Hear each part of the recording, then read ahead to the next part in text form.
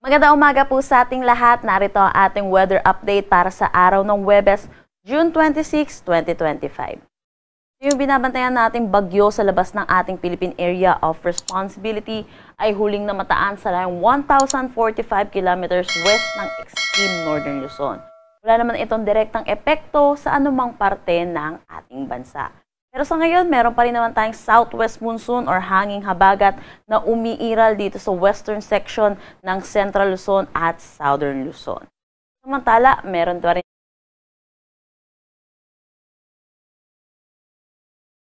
tayong intertropical convergence zone ngayon. Kung makikita natin yung kumpul ng kaulapan dito sa ating satellite imagery, ay magdadala ito ng mga pag-ulan lalo na dito sa eastern section ng Mindanao. Para naman sa magiging panahon natin ngayong araw dito sa Luzon, asahan natin magiging maaliwalas naman ang ating panahon, pero asahan din natin yung init at alinsangan lalo na sa tanghali hanggang hapon.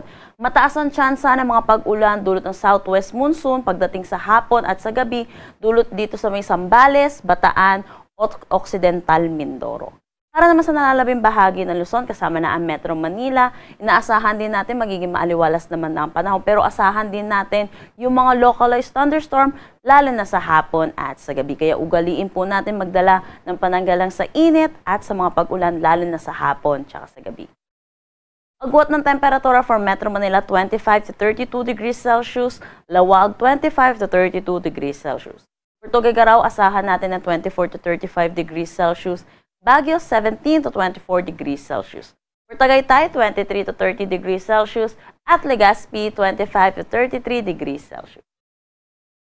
Dulot ng southwest monsoon, inaasahan natin makakaranas ng maulap na papawiri na may mga kalat-kalat na pag-ulan dito sa may Kalayaan Islands. Asahan din natin yung mga kalat-kalat na pag-ulan dulot naman ng intertropical convergence zone dito sa may Surigao del Sur, Surigao del Norte, Davao Occidental, Davao Oriental at Davao de Oro.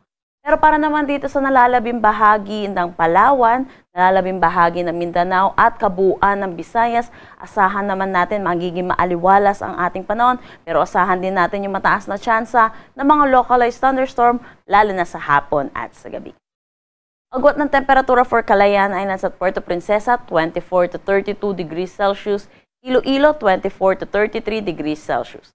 Para dito sa Cebu at Tacloban, 25 to 32 degrees Celsius, Zamboanga, 24 to 33 degrees Celsius, Cagayan de Oro, 22 to 31 degrees Celsius, at Davao, 25 to 32 degrees Celsius.